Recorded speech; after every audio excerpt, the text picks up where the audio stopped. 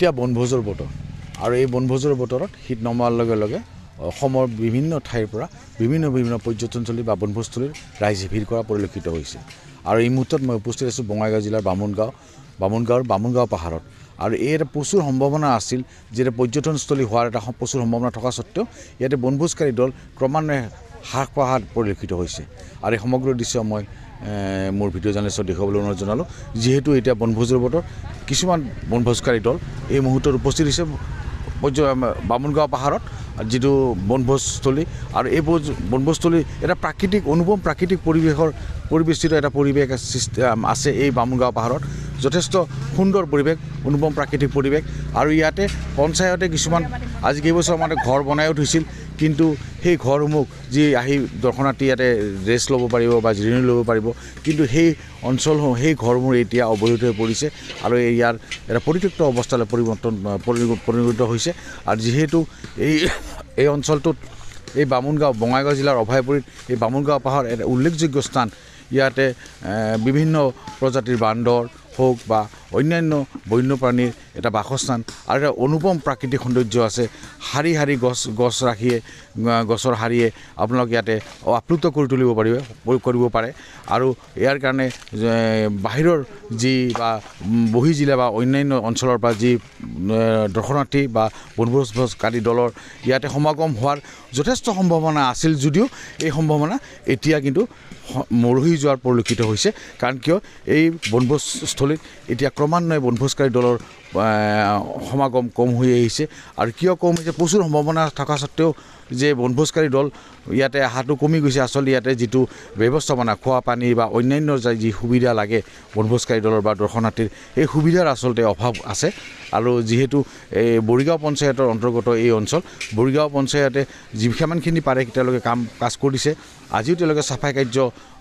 ৰাখিছে যাতে বনভোজকাৰী দলে আহি যেন এটা সুন্দৰ পৰিৱেশ পায় চাফা পৰিৱেশ পায় কিন্তু এই চেষ্টা তেওঁলোকে অব্যাহত ৰাখিছে যদিও বনভোজকাৰী দল এতিয়াও কম হৈ আছে আৰু ইয়াতে হ্ৰাস পাই আহিছে ক্ৰমান্বয়ে এটা সময় ইয়াতে বনভোজকাৰী দলৰ সমাগম ঘটিছিল কিন্তু এতিয়া লাহে লাহে কমি আহিছে কাৰণ কিয়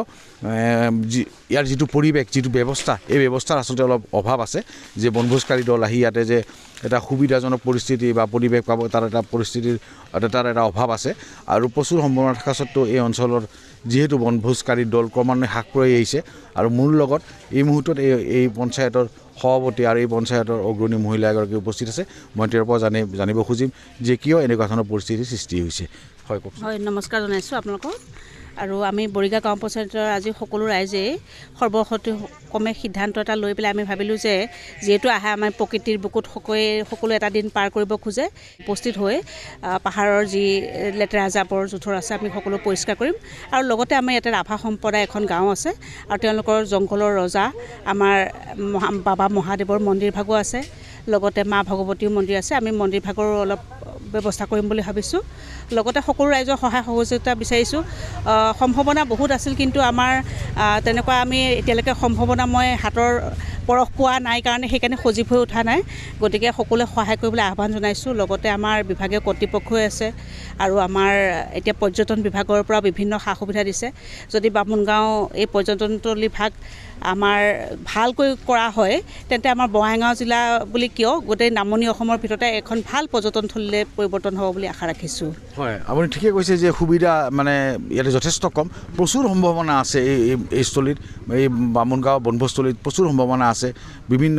গছ গছনিৰে ভৰা এটা অনুপম প্ৰাকৃতিক পৰিৱেশ লগতে মন্দিৰো আছে বুলি তেওঁ জনাইছে ইমান সুবিধা থকা স্বত্তেও প্ৰচুৰ সম্ভাৱনা থকা স্বত্তেও ইয়াতে মানে কিহৰ অভাৱ তেওঁলোকে অনুভৱ কৰিছে খোৱা পানীৰ অভাৱ আছে নেকি খোৱাপানীৰ কিছু অভাৱ আছে আমাৰ যিটো খোৱাপানীৰ ব্যৱস্থা কৰা হৈছে